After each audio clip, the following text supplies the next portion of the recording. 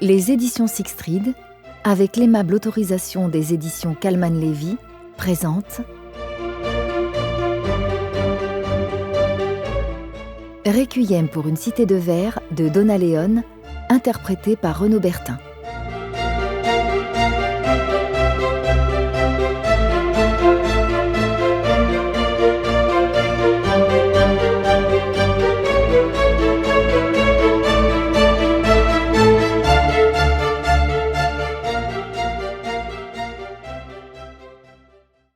Brunetti, de sa fenêtre, flirtait avec le printemps. Car il était là, juste de l'autre côté du canal, trahi par les bourgeons qui crevaient la terre. Au cours des derniers jours, alors que cela faisait des années qu'il n'avait jamais vu quiconque travailler dans ce jardin, quelqu'un avait dû retourner la terre, même s'il ne s'en apercevait que maintenant. De minuscules fleurs blanches pointaient entre les jeunes herbes et s'apprêtaient, impavides, à se hisser au-dessus du sol ameubli. Il y en avait des jaunes et des roses, mais il n'arrivait pas à se rappeler leur nom. Il ouvrit la fenêtre et sentit l'air frais s'engouffrer dans son bureau surchauffé, apportant avec lui un parfum de jeunes pousses, ou de sève, ou d'il ne savait quoi, mais quelque chose qui provoquait une fièvre printanière et réveillait le besoin atavique de chercher le bonheur. Les oiseaux, remarqua-t-il aussi, s'affairaient au sol, sans aucun doute ravis que les vers aient été attirés vers la surface par le réchauffement du sol.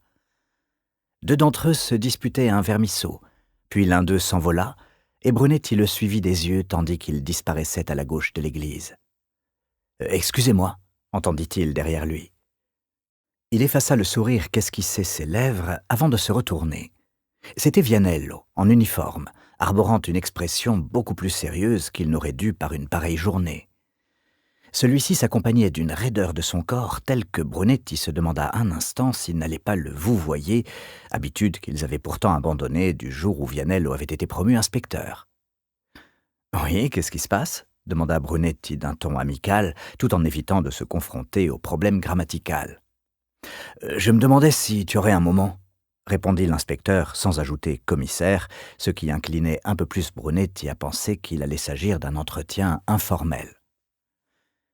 Histoire de détendre encore plus l'atmosphère, il crut bon de répondre avec un signe de tête vers le jardin. « J'étais en train de regarder les fleurs de l'autre côté, et je me demandais pourquoi nous restions cloîtrés par une journée pareille. »« C'est le premier jour que vous sentez que le printemps est là, n'est-ce pas ?» dit Vianello, souriant enfin. « Je faisais l'école buissonnière dans le temps. »« Moi aussi, » admit Brunetti. Il mentait. « Qu'est-ce que tu faisais ?» Vianello s'installa dans la chaise de droite, sa chaise habituelle. « Mon grand frère a livré des fruits au Rialto, et j'allais le retrouver au marché au lieu d'aller à l'école. Je l'aidais à porter les cagettes de fruits et de légumes toute la matinée. Après quoi, je retournais à la maison pour déjeuner à l'heure à laquelle j'aurais dû normalement revenir de l'école. » Il sourit de nouveau et se mit à rire. Mais ma mère s'en doutait à chaque fois. Je ne sais pas comment elle devinait, mais elle me demandait comment ça s'était passé au Rialto et si j'avais pensé à lui rapporter des artichauts. Il secoua la tête à cette évocation.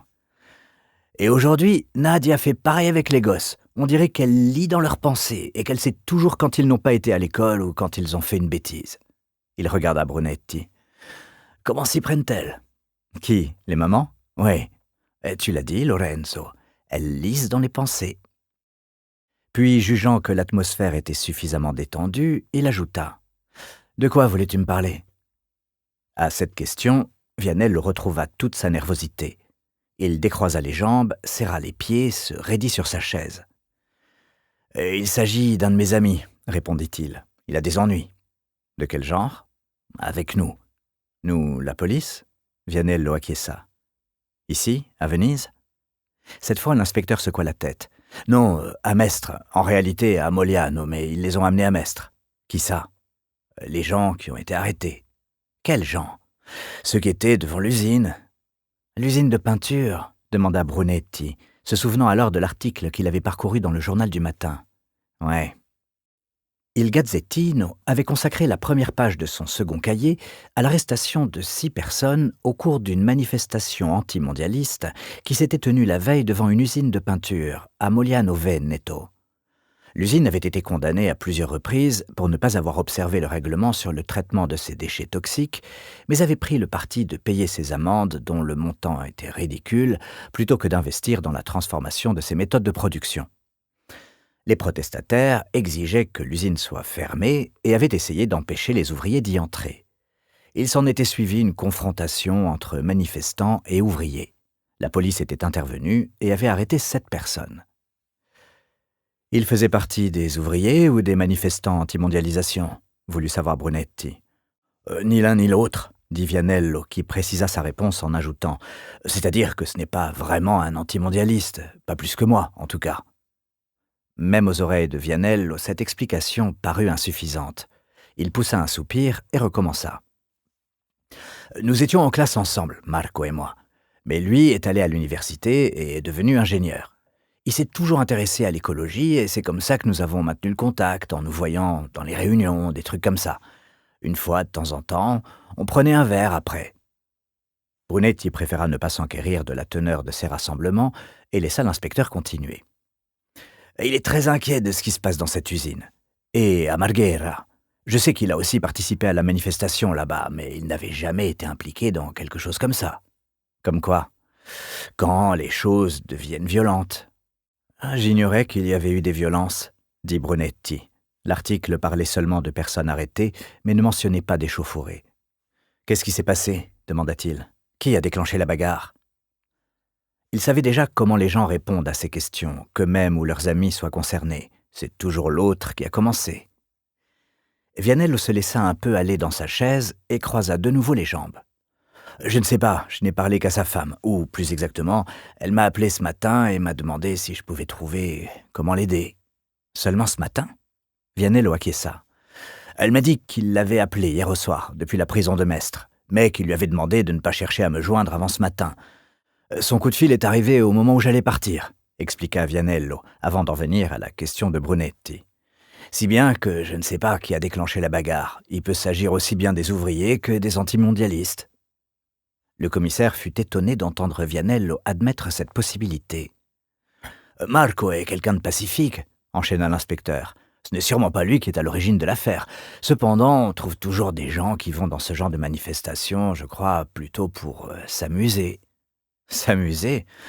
Le mot est un peu curieux. » Vianello leva une main et la laissa retomber sur ses genoux.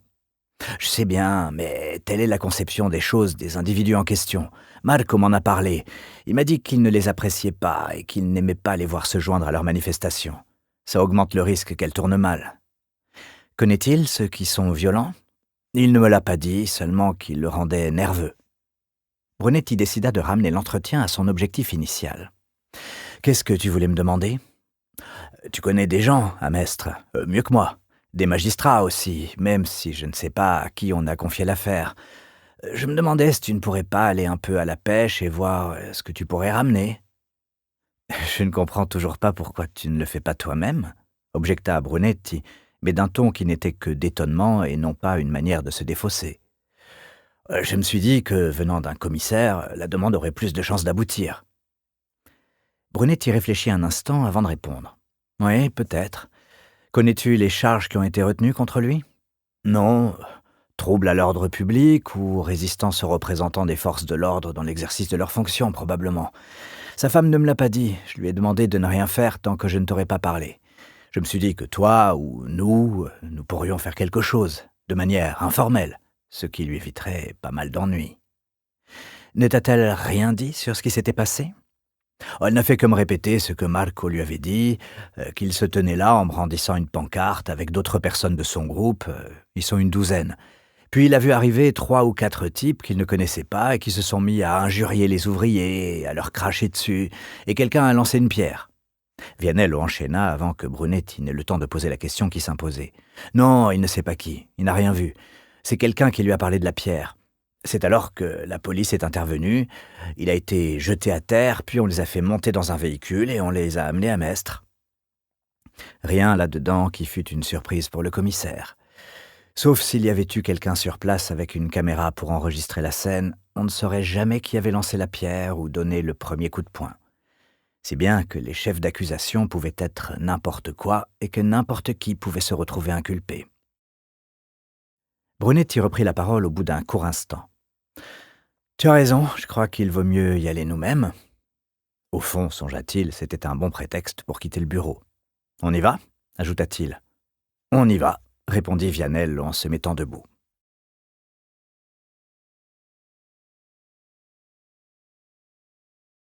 Brunetti vit une des vedettes de la police s'approcher du quai au moment où il quittait la questure. Le nouveau pilote, Foa, se tenait à la barre. Souriant, il adressa un signe de la main aux deux hommes avant d'apponter. « Où allez-vous » demanda-t-il, ajoutant aussitôt « Monsieur » pour préciser à qui il s'adressait. « Piazzale Roma » répondit Brunetti. Il avait appelé le poste de police de la gare et demandé qu'on mette une voiture à sa disposition. N'ayant pas vu de vedette à quai depuis sa fenêtre, il avait pensé que lui et Vianello prendraient le vaporetto. Foa consulta sa montre. « Je suis libre jusqu'à 11h. J'ai tout le temps de vous y conduire et de revenir. »« Allez, Lorenzo » ajouta-t-il à l'adresse de l'inspecteur. « Le temps est splendide aujourd'hui. » Il n'en fallait pas davantage pour attirer les deux policiers à bord, où ils restèrent sur le pont en compagnie de Foa, tandis que celui-ci les entraînait sur le grand canal. À la hauteur du Rialto, Brunetti se tourna vers Vianello. « Premier jour de printemps, et on fait une fois de plus l'école buissonnière. » Vianello se mit à rire, non pas tant à cause de la remarque de son supérieur, que de la sensation que lui donnait cette journée parfaite. Les rayons obliques de la lumière dansant sur l'eau devant eux, la joie de retrouver un ancien et délicieux plaisir. Lorsque le bateau se glissa dans l'un des emplacements de taxi de la Piazzale Roma, les deux hommes remercièrent le pilote et débarquèrent. Une voiture, moteur tournant au ralenti, les attendait de l'autre côté de l'immeuble de l'Acitivu, l'organisme qui gère les transports à Venise. Dès qu'ils furent montés, le conducteur démarra et se glissa dans la circulation pour gagner la route qui, par la digue, relie la ville au continent. Une fois dans les bureaux de la police de Mestre, Brunetti apprit rapidement que l'affaire des manifestants interpellés avait été confiée à Giuseppe Zedda, un commissaire avec qui il avait eu l'occasion de collaborer quelques années auparavant. Sicilien, plus petit d'une tête que Brunetti, Zedda l'avait à l'époque impressionné par la rigoureuse honnêteté dont il avait fait preuve. Ils n'étaient pas devenus amis, mais en tant que collègues, éprouvaient du respect l'un pour l'autre. Brunetti ne doutait pas que Zedda veillerait à ce que tout soit fait correctement et justement à ce qu'aucune des personnes interpellées ne soit poussée à faire des déclarations qu'elle retirerait par la suite. « Pourrions-nous parler à l'un d'eux » demanda Brunetti après avoir refusé poliment le café que Zedda leur proposait dans son bureau. « Avec qui » voulut savoir Zedda. Brunetti se rendit alors compte que, en dehors de son prénom, Marco, et du fait qu'il était l'ami de Vianello, il ne savait rien de l'ingénieur écolo. « Ribetti » intervint l'inspecteur. « Suivez-moi » dit Zedda. « Je vais vous installer dans une des salles d'interrogatoire et vous le faire venir. » La pièce ne se distinguait en rien de toutes les salles d'interrogatoire que Brunetti avait eu l'occasion de fréquenter. Le sol avait été lavé ce matin, peut-être même 10 minutes auparavant, mais des débris crissaient sous le pied et 2 gobelets à café en plastique gisaient sur le sol à côté de la corbeille à papier. Il y régnait une odeur de tabac froid, de vêtements malpropres et de défaite. En y entrant, on se sentait tout de suite prêt à avouer quelque chose, n'importe quoi, rien que pour en ressortir au plus vite. Zedda revint au bout de 10 minutes environ, escortant un homme plus grand que lui, mais qui devait peser au bas mot 5 kilos de moins. Brunetti avait souvent eu l'occasion de remarquer que les personnes arrêtées ou détenues pendant une nuit en garde à vue donnaient l'impression d'avoir rétréci dans leurs vêtements, et tel était le cas avec Marco Ribetti. L'ourlet de ses pantalons effleurait le sol, sa chemise faisait des plis et dépassait de son veston boutonné. Il n'avait pu se raser ce matin apparemment, et ses cheveux épais et sombres étaient hirsutes sur un côté de son crâne. Ses oreilles décollées lui donnaient un air disgracieux, en harmonie avec ses vêtements trop grands.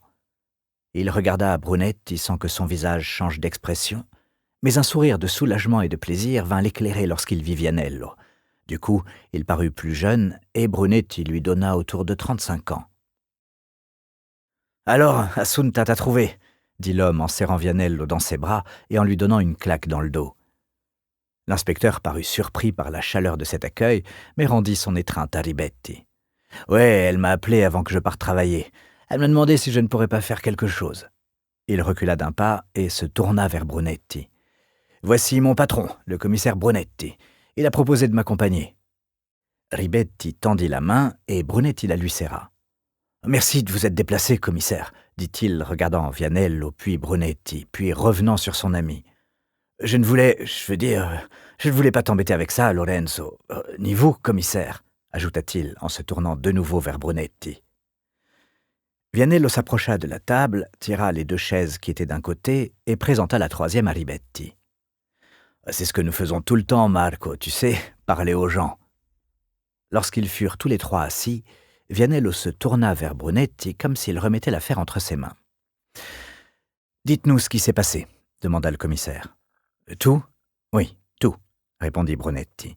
« Cela faisait 3 jours que nous étions là, dehors ?» commença Ribetti, vérifiant d'un coup d'œil que ses 2 interlocuteurs comprenaient l'allusion à la manifestation. Les 2 policiers hochèrent la tête et l'ingénieur enchaîna. « Hier, nous étions une dizaine, avec des pancartes. On essayait de convaincre les ouvriers que ce qu'ils faisaient était nuisible pour tout le monde. » Brunetti ne se faisait guère d'illusions. Il voyait mal comment des ouvriers pourraient renoncer à leur emploi au prétexte que ce qu'ils faisaient était mauvais pour d'innombrables personnes inconnues, mais hocha de nouveau la tête. Ribetti croisa les mains sur la table et se mit à les examiner. « À quelle heure vous êtes-vous présenté sur place ?» demanda Brunetti. « L'après-midi, vers 3h30, » répondit Marco en relevant les yeux vers le commissaire. « La plupart de ceux qui sont sur le comité ont un travail et nous ne pouvons prendre un peu de temps qu'après le déjeuner. Les ouvriers reviennent à 4 heures et nous voulions qu'ils nous voient et avec un peu de chance qu'ils nous écoutent ou nous parlent avant d'entrer. » Apparut alors sur le visage de l'ingénieur une expression de grande perplexité qui rappela son fils à Brunetti. « Si nous arrivions à leur faire comprendre ce que fait leur usine, qu'ils en sont les premières victimes, et pas seulement eux, alors peut-être… » Brunetti garda une fois de plus pour lui-même les réflexions que lui inspirait cette remarque. Ce fut au tour de Vianello de rompre le silence qui se prolongeait. « Est-ce que ça sert à quelque chose de leur parler ?» Ribetti répondit d'un sourire. « Qui sait, s'ils sont seuls, ils nous écoutent parfois. S'ils sont plusieurs, ils passent devant nous, des fois sans rien dire, des fois en disant quelque chose. Quoi, par exemple ?» Il regarda les 2 policiers, puis de nouveau ses mains. « Oh, seulement que ça ne les intéresse pas, qu'il faut bien qu'ils travaillent, qu'ils ont une famille. D'autres fois, ils sont moins polis. Mais pas violents, » voulut savoir Vianello. Ribetti le regarda et secoua la tête. « Non, non, rien de tel. Nous avons tous été formés pour ne pas réagir aux insultes, ne pas nous disputer avec eux, ne jamais rien faire qui puisse être une provocation pour eux. » Il continua de regarder Vianello comme pour le convaincre un peu mieux par la sincérité de son expression. « Nous sommes là pour les aider, » ajouta-t-il. L'homme croyait sincèrement à ce qu'il disait. « Mais cette fois ?» demanda Brunetti. Ribetti secoua la tête à plusieurs reprises. « Je n'ai aucune idée de ce qui est arrivé. Quelques individus se sont joints à l'attroupement. J'ignore d'où ils sortaient, s'ils étaient avec nous ou avec les ouvriers. Ils ont commencé à crier et les ouvriers en ont fait autant. Puis quelqu'un m'a donné une bourrade et ma pancarte m'a échappé des mains. Je me suis baissé pour la reprendre et lorsque je me suis relevé, on aurait dit que tout le monde était devenu fou d'un seul coup. Les gens se poussaient, se bousculaient. J'ai entendu les sirènes de la police et je me suis retrouvé au sol. 2 hommes m'ont remis debout et m'ont entraîné à l'arrière d'un van, puis ils nous ont conduits ici.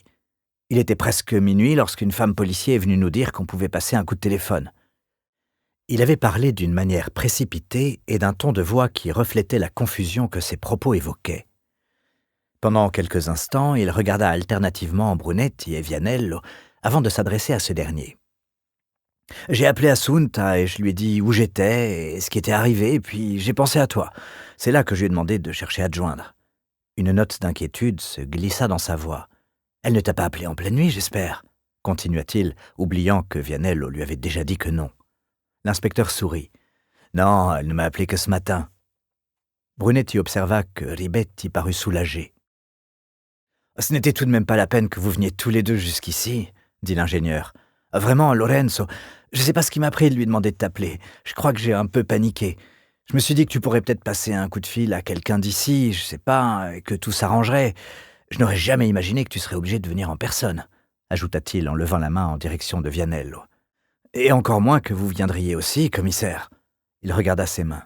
« Je ne savais que faire. »« Avez-vous déjà été arrêté, signor Ribetti ?» demanda Brunetti. L'homme le regarda avec une stupéfaction non feinte. Il n'aurait pas eu l'air plus abasourdi si le policier l'avait giflé. « Non, jamais, bien sûr. »« Sais-tu, demanda Vianello, si parmi les autres il y en a qui ont déjà été arrêtés ?»« Non, jamais de la vie, » répliqua Ribetti avec force. « Je te l'ai dit, on nous entraîne à ne pas provoquer de troubles à l'ordre public. » « Une manifestation comme la vôtre n'est-elle pas déjà en soi un trouble à l'ordre public ?» intervint Brunetti. Ribetti fronça les sourcils comme s'il repassait la question dans son esprit afin de vérifier si elle ne contenait pas d'ironie. N'en trouvant apparemment pas, il répondit « Si, bien entendu, mais il s'agit d'une manifestation non violente.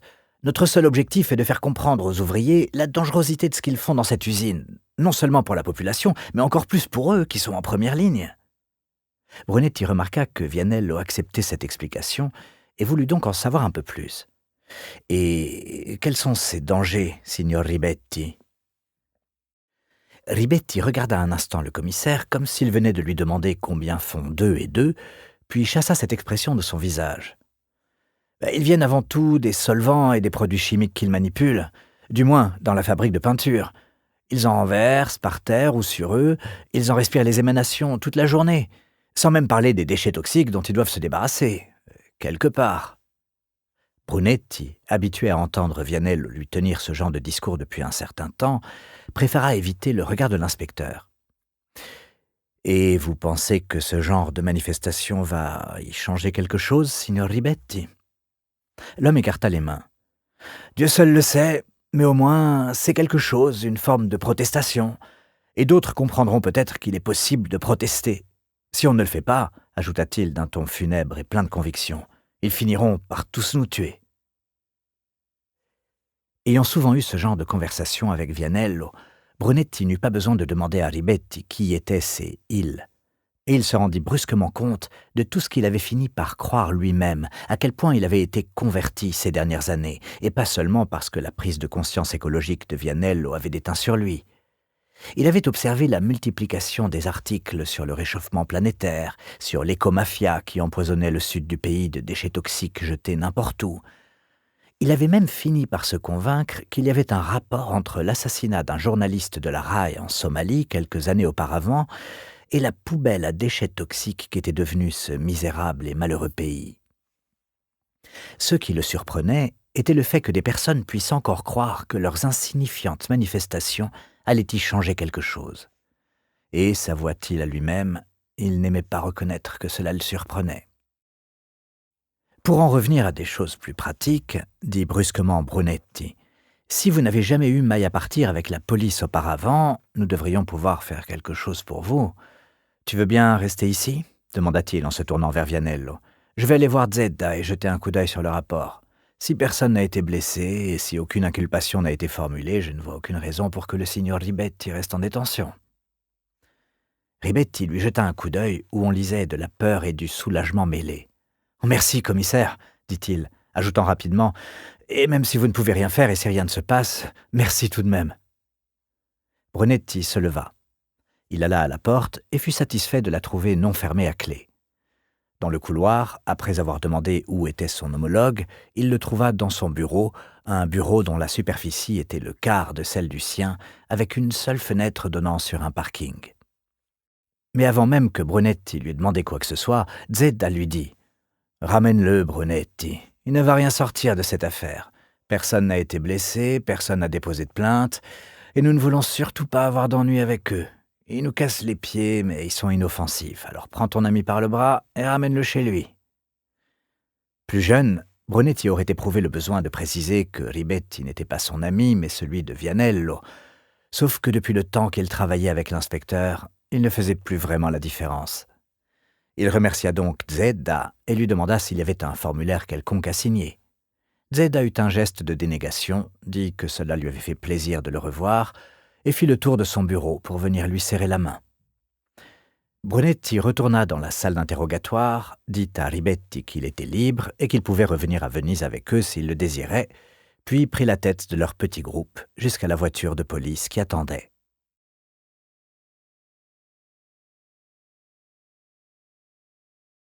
Les 3 hommes émergèrent de la questure de Mestre et Vianello passa un bras par-dessus les épaules de Ribetti tout en descendant les marches. « Viens avec nous, Marco. La moindre des choses est de te raccompagner jusqu'à Piazzale Roma. » L'ingénieur sourit et le remercia. Il se passa une main sur les yeux, puis le long de la joue. Brunetti eut presque l'impression de sentir le frottement contre sa barbe non rasée. Alors qu'il leur restait encore quelques marches à descendre pour rejoindre leur véhicule, un taxi arriva et un homme de petite taille, trapu, les cheveux blancs, en descendit. Il se pencha vers le chauffeur, lui tendit l'argent de la course, puis se tourna vers le bâtiment. C'est là qu'il les vit. Il repoussa violemment la portière du taxi qui claqua dans son dos. « Crétin de salopard !» hurla-t-il en se précipitant vers eux. Le taxi repartit. Le vieil homme s'arrêta, agitant la main vers eux. « Crétin de salopard !» répéta-t-il sur le même ton véhément avant d'attaquer l'escalier. Brunetti, Vianello et Ribetti s'arrêtèrent à mi-chemin, pétrifiés. La colère déformait son visage livide à la peau grumeleuse, un visage d'alcoolique. S'il était tellement petit que sa tête n'arrivait pas à l'épaule de Brunetti, il était presque 2 fois plus large que le policier, avec un torse en barrique qui avait tendance à s'affaisser là où la musculature se transformait en bedaine. « Ouais, toi et tes putains d'animaux et tes putains d'arbres et ta putain de nature. La nature, toujours la nature. Bonne idée de venir faire le guignol ici pour te faire arrêter et te retrouver avec ton nom dans les journaux, crétin de salopard. Tu as toujours été qu'un pauvre crétin et maintenant ces salopards du Gazzettino me courent après. » Brunetti s'interposa entre le vieil homme et Ribetti. « J'ai bien peur qu'il n'y ait méprise, monsieur. Le signor Ribetti n'a pas été arrêté, tout au contraire, il est là pour aider la police dans son enquête. » Brunetti ignorait pourquoi il avait menti. Il n'y avait aucune enquête que Ribetti aurait pu contribuer à faire avancer, mais il fallait arrêter le vieil homme et en général, la mention des forces de l'ordre était le moyen le plus sûr de calmer les personnes de sa génération. « Et toi, pour qui tu te prends, bon Dieu ?» éructa le vieil homme, obligé de rejeter la tête en arrière pour regarder Brunetti. Sans attendre de réponse, il essaya de contourner Brunetti, lequel se déplaça sur la gauche, puis sur la droite pour l'empêcher de passer. Le vieil homme brandit un doigt à la hauteur de son épaule et l'enfonça dans la poitrine du commissaire. « Toi, espèce de salopard, ôte-toi de mon chemin, je ne veux pas que des étrangers se mêlent de ça. » Il fit un demi-pas à gauche, mais se retrouva de nouveau bloqué par Brunetti. « Je t'ai dit de t'écarter de mon chemin !» hurla le vieil homme, posant cette fois la main sur le bras de Brunetti.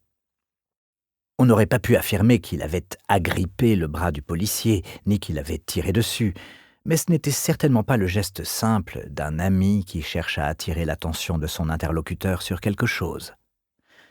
Vianello descendit de 2 marches et vint se placer à la gauche de l'énergumène. « Je pense que vous feriez mieux de ne pas toucher le commissaire, monsieur. » La fureur du vieil homme, cependant, avait atteint ce degré où on ne se contrôle plus. Il repoussa le bras de Brunetti pour menacer Vianello de son doigt tendu. « Et toi non plus, t'imagines pas que tu peux te mettre dans mon chemin, salopard !» Le terme « salopard » paraissait être son injure favorite. Son visage était devenu aubergine de rage, et Brunetti se demanda si son agresseur n'allait pas être victime d'une crise quelconque. Il avait rarement vu un homme se propulser lui-même à un tel degré de fureur. Des gouttes de sueur perlaient à son front, ses mains tremblaient, de l'écume s'accumulait aux commissures de ses lèvres, et ses petits yeux noirs paraissaient être devenus encore plus petits. De derrière Brunetti, Ribetti prit la parole. « Je vous en prie, commissaire, il ne nous fera pas d'ennui. » Vianello ne put cacher sa surprise, pas plus que Brunetti, et le vieil homme le remarqua.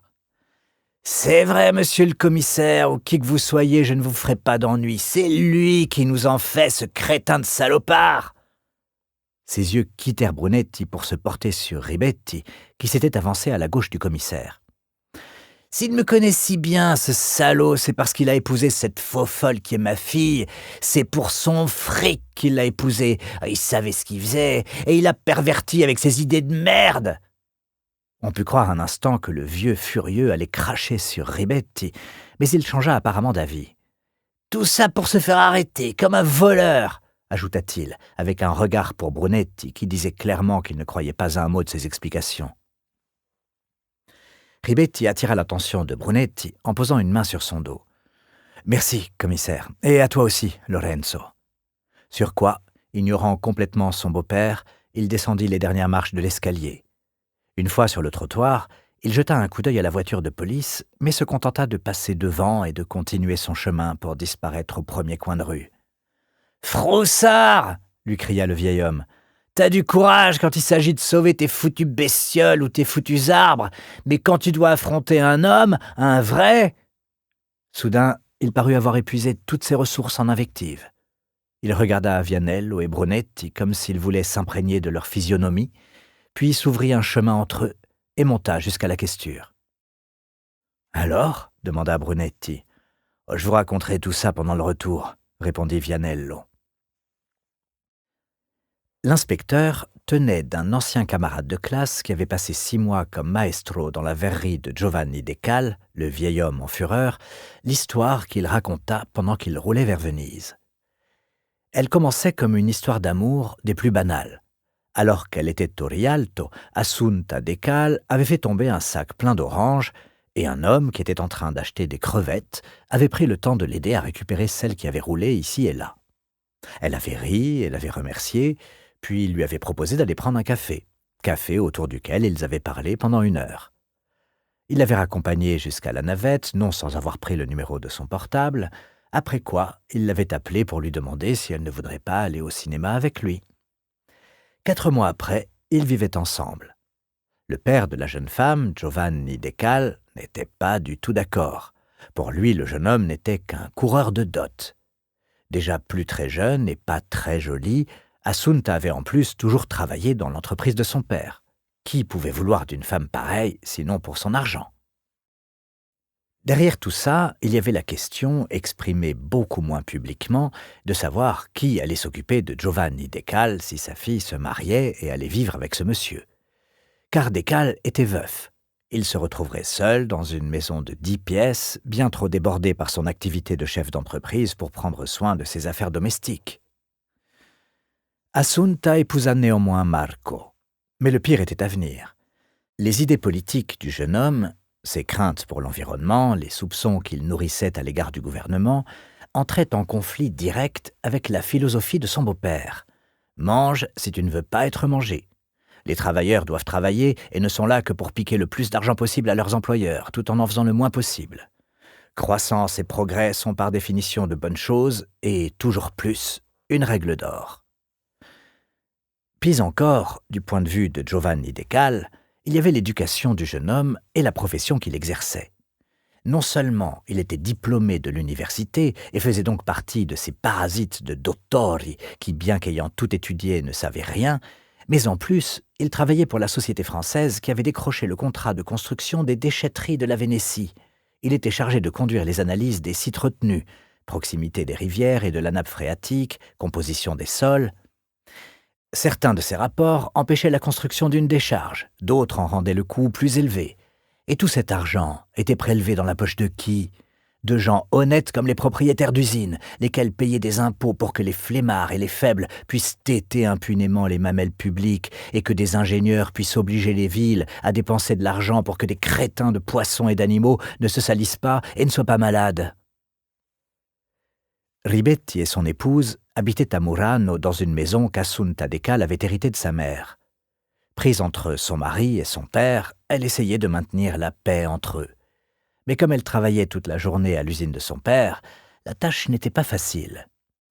Decale, comme Brunetti et Vianello avaient pu l'observer, était un homme colérique, et la verrerie de Murano dont il était propriétaire était dans sa famille depuis 6 générations.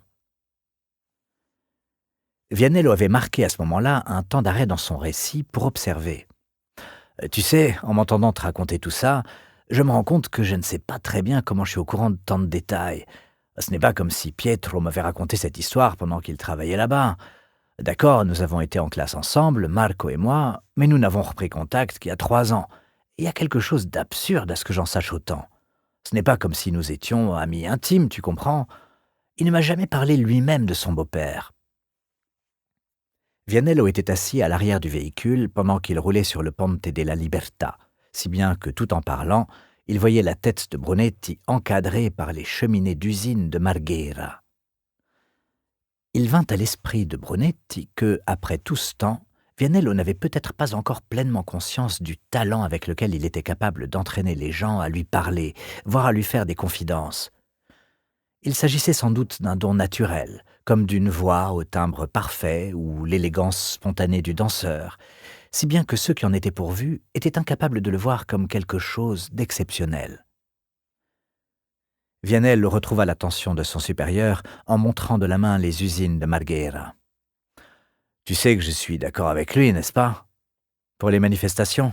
Ouais, je ne peux pas y participer, pas en tant qu'officier de police, mais ça ne m'empêche pas de penser que ces protestations sont légitimes et d'espérer qu'ils continueront à manifester. » « Et des cales dans tout ça ?» demanda Brunetti, se rendant compte qu'ils allaient arriver Piazzale Roma dans quelques minutes et voulant empêcher Vianello de se lancer dans une de ses péroraisons sur le sort de la planète. « Oh, c'est un salopard, pour reprendre son expression, comme vous l'avez vu. Il a été en bagarre avec tout le monde à Murano, à propos des maisons, des salaires, bref, à propos de tout ce qui peut être source de conflit avec des gens. Comment arrive-t-il à garder ses ouvriers ? Eh bien, il les garde, mais pas toujours très longtemps, répondit Vianello, d'après ce que j'ai entendu dire. Par Ribetti ? Non, pas par lui. Je te l'ai dit, il ne me parle jamais de Decale et n'a rien à voir avec le Fornace. Mais j'ai des parents à Murano, et 2 d'entre eux travaillent dans les verreries, et tout le monde est au courant des affaires de tout le monde. Et qu'est-ce qui se dit ? Oh, il a les mêmes maestri depuis 2 ans, ce qui est une sorte de record pour lui, d'autant qu'ils ne sont pas très bons tous les deux. Même si ça ne compte pas beaucoup, je suppose.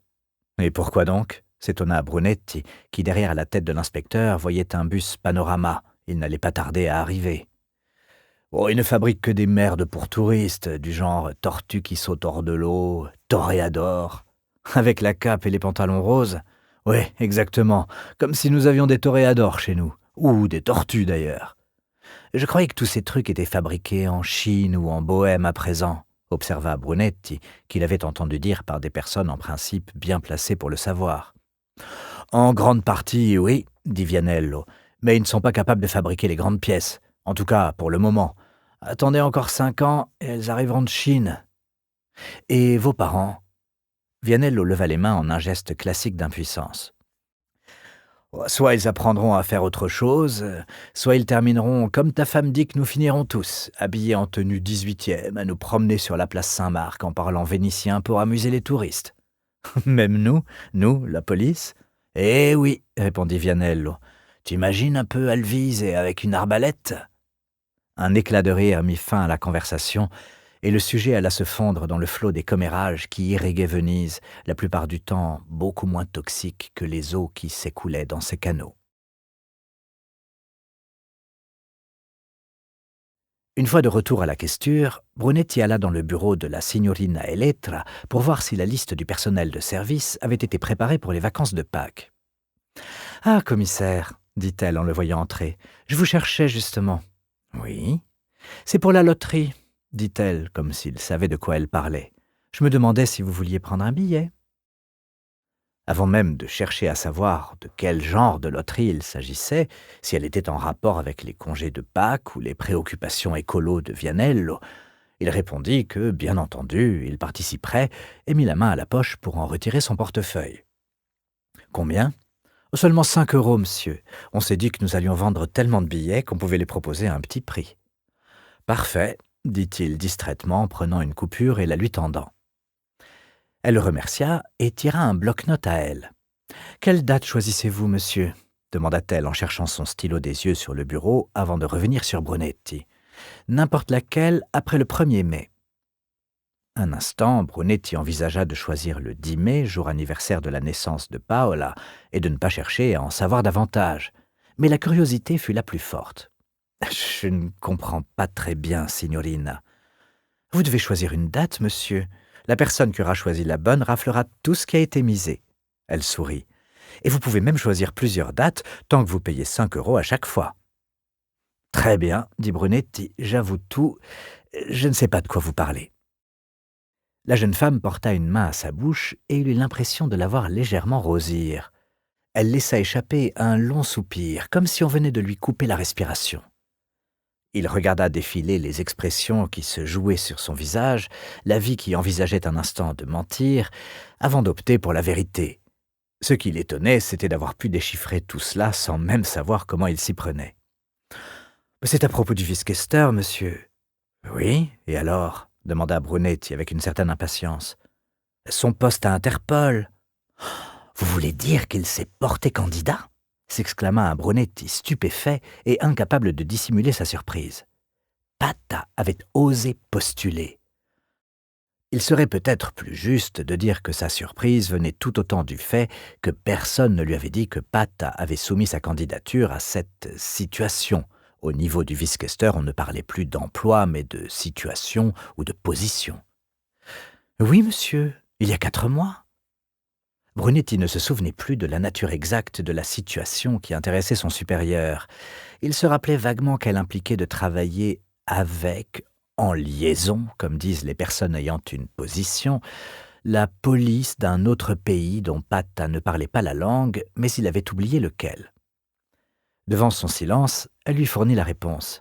« À Londres, monsieur, avec Scotland Yard, en tant que spécialiste de la mafia. » Comme la plupart du temps, quand il se trouvait confronté à un nouveau développement dans la vie professionnelle de Pata, Brunetti fut incapable de trouver les mots qui convenaient. « Et la loterie dans tout ça ?» finit-il par demander.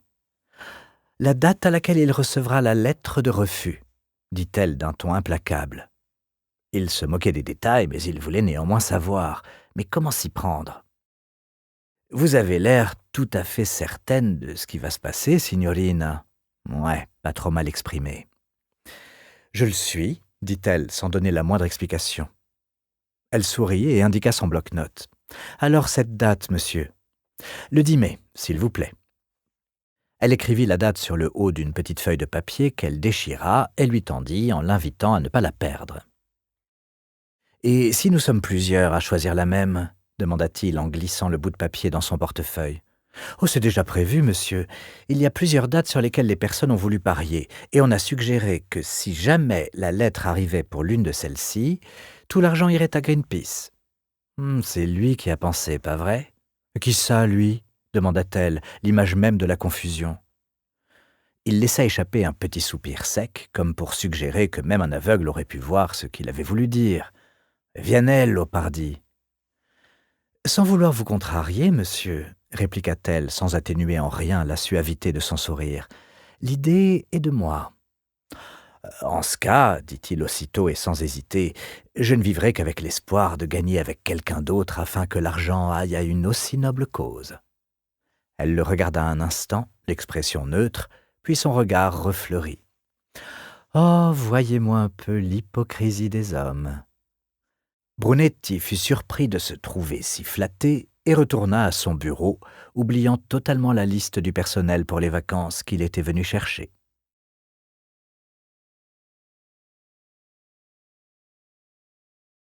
Grâce aux fleurs, Brunetti prenait la mesure des progrès du printemps. Les premiers lilas firent leur apparition chez les fleuristes, et il en rapporta un énorme bouquet à Paola. Les petites fleurs roses et jaunes, une fois pleinement épanouies dans le jardin de l'autre côté du canal, laissèrent la place à des narcisses poussant au petit bonheur la chance, puis à des tulipes bien alignées le long du sentier qui bordait le jardin. Et finalement, un samedi, Paola l'enrôla pour transporter les gros vases en terre cuite du sottotetto frais et sombre où il passait l'hiver à la terrasse sur laquelle il resterait jusqu'en novembre. Terrasse d'où Brunetti remarqua que les bacs à fleurs de l'autre côté de la rue, de même que ceux de l'étage en dessous, avaient été garnis de ces géraniums qu'il détestait tant. Puis ce fut le jour des rameaux. Il ne le comprit que lorsqu'il vit les gens se promener une branche d'olivier à la main. Par la suite, Brunetti assista à l'explosion des fleurs dans la vitrine des magasins Biancat, dans une débauche tellement excessive qu'il se sentait obligé de s'arrêter devant tous les soirs en revenant de la questure. Le dimanche de Pâques, ils déjeunèrent chez les parents de Paola. La tante Ugolina était aussi de la partie, arborant un chapeau de paille couvert de roses en papier qui ne voyait la lumière du jour peut-être qu'une fois par an. Les Brunetti y avaient apporté, car on ne pouvait rien offrir aux Falières qu'ils n'eussent déjà et sous la forme la plus raffinée, un bouquet de fleurs. Le palazzo en était déjà rempli, ce qui n'empêcha pas la comtesse de s'exclamer sur la beauté des roses, comme si elles appartenaient à une nouvelle variété. Ces débordements floraux poussèrent d'ailleurs Chiara à improviser une mercuriale sur le gaspillage écologique que représentaient les fleurs de serre, discours que personne n'eut envie d'écouter. La métaphore florale continua à être filée grâce à une invitation que reçut Paola, le vernissage d'une exposition qui présentait les œuvres de 3 jeunes artistes travaillant sur verre. D'après les photos figurant sur le carton d'invitation, l'un d'eux créait des panneaux plats ornés de feuilles d'or et de verres de couleur. Le second, des vases au rebord reproduisant les pétales des fleurs qu'on y mettrait dedans. Et le troisième, des vases cylindriques d'un style plus traditionnel au rebord arrondi. Ouverte depuis peu, la galerie était tenue par l'amie d'une collègue de Paola, laquelle était à l'origine de l'invitation. L'activité criminelle de Venise étant d'un étiage aussi bas que les marées printanières de cette année, Brunetti avait accepté avec plaisir de s'y rendre. Et comme la galerie se trouvait à Murano, il se demandait s'il n'allait pas y rencontrer Ribetti et sa femme. En revanche, il doutait que le lancement d'une galerie fût le genre d'événement mondain où il risquait de rencontrer de nouveau Giovanni Decale. Le vernissage avait lieu à 18h un vendredi soir. Voilà qui permettait au public de voir les œuvres des artistes, de grignoter des amuse-gueules tout en buvant un verre de prosecco, puis d'aller au restaurant ou de rentrer chez eux pour dîner à une heure normale. Tandis qu'ils embarquaient sur le vaporetto numéro 41 à Fondamenta Nuove, Brunetti prit soudain conscience que cela faisait des années qu'il n'avait pas mis les pieds à Murano. Il y était venu enfant, son père ayant travaillé quelque temps dans une des verreries, mais depuis, il ne s'y était rendu que rarement car aucun de ses amis n'y habitait et il n'avait eu aucune occasion professionnelle d'y aller. 3 ou 4 autres couples descendirent de la navette au Faro pour s'engager comme eux via Garibaldi. « La femme en rouge », dit Paola, se rapprochant de Guido et passant un bras sous le sien, « et la professoressa Amadori. » « Et lui, le professore ?» demanda Brunetti avec un discret mouvement du menton en direction d'un homme de haute taille à la chevelure argentée qui marchait aux côtés de la femme âgée au manteau rouge. Paola acquiesça. « Si tu te tiens bien, si tu prends un air humble et attentif, je te présenterai peut-être à elle, » lui promit-elle. « Elle est à ce point ?» demanda Brunetti, jetant un nouveau coup d'œil à ce qui lui paraissait être une femme parfaitement ordinaire, une femme qu'il aurait très bien vue en train de marchander du poisson au Rialto. De dos, ses jambes paraissaient légèrement arquées et ses pieds être comprimés dans des chaussures à l'aspect inconfortable. Mais l'impression résultait peut-être de sa démarche. Elle avançait à pas minuscules, les pieds en dedans. « Non, encore pire, » répondit Paola. J'ai vu des étudiants, des garçons, sortir en larmes de l'examen oral qu'ils passaient avec elle. Elle met quasiment un point d'honneur à n'être jamais satisfaite de ce qu'ils font. Elle se tut un instant, son attention attirée par une vitrine, puis se détourna et reprit sa marche. J'ai vu des étudiants annuler un examen, au besoin en se faisant établir un certificat médical, rien qu'en ayant vu son nom parmi les examinateurs. N'est-elle pas simplement très exigeante ? Elle s'arrêta, recula d'un pas et le regarda droit dans les yeux, l'obligeant à s'arrêter lui aussi.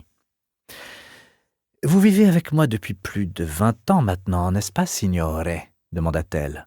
« Et tu m'as entendu prononcer son nom un certain nombre de fois, non ?»« 627, répondit Brunetti. « Un certain nombre de fois, oui. »« Bien, dit-elle en lui reprenant le bras. Dans ce cas, tu sais que ça n'a rien à voir avec le fait d'être exigeante. C'est une salope malade de jalousie qui refuse que quiconque puisse avoir une chance d'accéder un jour à ce qu'elle considère comme sa chasse gardée. Et pour ça, elle fait échouer les étudiants aux examens ? Oui, ils ne décrochent pas leur diplôme, ce qui... Nous espérons que vous avez apprécié cet aperçu. Pour continuer à écouter ce livre audio sur Google Play Livres, utilisez le lien dans la description de la vidéo.